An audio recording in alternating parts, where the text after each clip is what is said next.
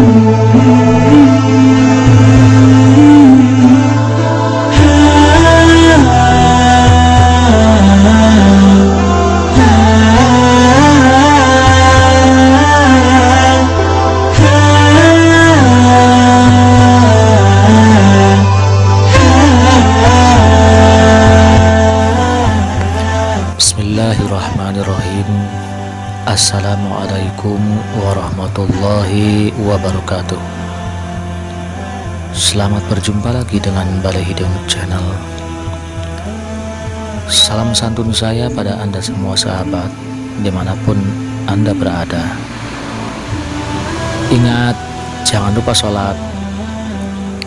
Semoga kita semua selalu diberi keberkahan rezeki, keselamatan jiwa raga, dan tentunya selalu ada dalam lindungan Allah Subhanahu wa Ta'ala. Amin, amin ya Rabbal Alamin. Sahabat, ada kisah menarik penuh hikmah dan banyak pelajaran yang bisa kita petik. Mari kita dengarkan sejenak. Jangan lupa like, komen, share, dan subscribe.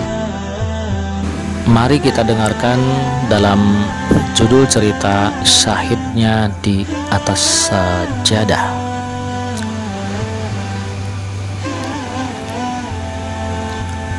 Diceritakan Mansur bin Ammar, seorang ulama sufi yang tinggal di daerah Marwah, termasuk wilayah Basra. Suatu ketika melaksanakan ibadah haji. Dalam perjalanan itu, ia singgah dan tinggal di Kupah beberapa waktu lamanya. Suatu malam ia keluar dari penginapannya dan berjalan menyusuri jalanan yang gelap. Tiba-tiba dari suatu rumah ia mendengar suara seseorang sedang munajat, atau dalam kata lain berdoa. Demikian munajatnya: Ya Rabbi, demi keagungan dan kebesaran-Mu, sungguh aku berbuat maksiat itu bukanlah dimaksudkan untuk menentang-Mu, dan bukan juga karena kebodohanku akan hukum-hukum syariat-Mu, tetapi semua itu terjadi karena kesalahanku, karena kelengahanku, karena aku terlalu mengandalkan kemurahan-Mu akan menolong keadaanku.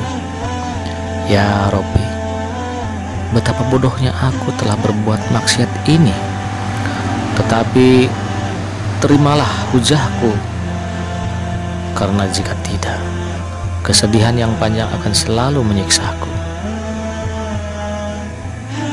Ibnu Ammar menunggu beberapa saat lamanya, tetapi tidak terdengar lagi lanjutan munajat itu. Seketika itu ia membaca cukup keras, sekiranya bisa didengar oleh orang yang munajat tersebut, salah satu ayat Al-Quran yang artinya, hai orang-orang yang beriman, peliharalah dirimu dan keluargamu dari api neraka yang bahan bakarnya adalah manusia dan batu. Penjaganya adalah malaikat-malaikat yang kasar, keras, dan tidak mendurhakai Allah terhadap apa yang diperintahnya kepada mereka, dan selalu mengerjakan apa yang diperintahkan Allah kepada mereka. Setelah membaca ayat tersebut, Ibnu Ammar mendengar suara jeritan keras serta seruan yang menggetarkan. Tetapi setelah itu ia tidak mendengar suara apapun. Karena itu ia berlalu pergi dan kembali ke penginapannya. Keesokan harinya Mansur bin Ammar kembali melewati rumah itu, dan ia mendengar suara tatap tangis seorang wanita di dalamnya. Beberapa orang tanpa datang melayat bertakziah karena ada yang meninggal di dalam rumah tersebut. Ia mendengar beberapa percakapan, dan wanita yang sedang menangis itu berkata, sesungguhnya putraku ini sedang salat tahajud qiyamul lail tadi malam. Setelah selesai bermunajat kepada Allah, tiba-tiba terdengar seseorang di luar rumah yang melantunkan ayat tentang ancaman neraka kepada anakku.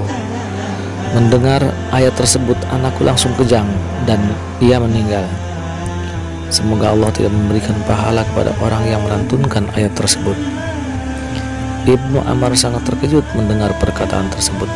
Ia segera pulang dan menangis penuh penyesalan. Tidak disangkanya kalau ayat yang dilantunkannya itu menyebabkan pemuda, yakni putra sang ibu itu meninggal. Mungkin kalau didiagnosa secara medis sekarang ini bisa dikatakan terkena serangan jantung. Rasa terkejut dan takut yang begitu mendadak sehingga jantung berhenti berdetak. Ia terus-menerus bertobat kepada Allah atas kelancangannya membaca ayat sehingga menyebabkan kematian orang lain. Pada malam harinya Ibnu Ammar bermimpi bertemu dengan seorang pemuda dalam keadaan yang sebaik-baiknya. Entah kenapa ia mengenali pemuda itu adalah yang meninggal karena lantunan surat At-Tahrim ayat 6 yang dibacanya. Padahal ia belum pernah bertemu atau mengenal dia sebelumnya. Seolah ada bisikan gaib yang memberitahukan hal itu kepadanya. Ia berkata pada pemuda itu, "Bagaimana Allah memperlakukan dirimu?" Pemuda itu berkata, "Allah menganggapku sebagai syuhada, mati syahid, sebagaimana para syuhada di perang Badar." Ibnu Ammar menatap pemuda itu penuh ketakjuban sekaligus keheranan. Ia berkata, "Bagaimana bisa begitu?" Pemuda itu berkata, "Para syuhada perang Badar itu ditebas oleh pedang-pedang orang kafir hingga tewas, sedangkan aku ditebas dan tewas oleh pedang Allah yang Maha Pengampun." Segera setelah itu Mansur bin Ammar terbangun. Ia tidak lagi bersedih, justru bahagia karena telah menjadi jalan bagi pemuda itu memperoleh derajat syahid di sisi Allah. Nah, seperti itulah. Semoga cerita ini bermanfaat buat sahabat semua. Amin, amin, Allah ya Rabbal Amin. Wassalamualaikum warahmatullahi wabarakatuh.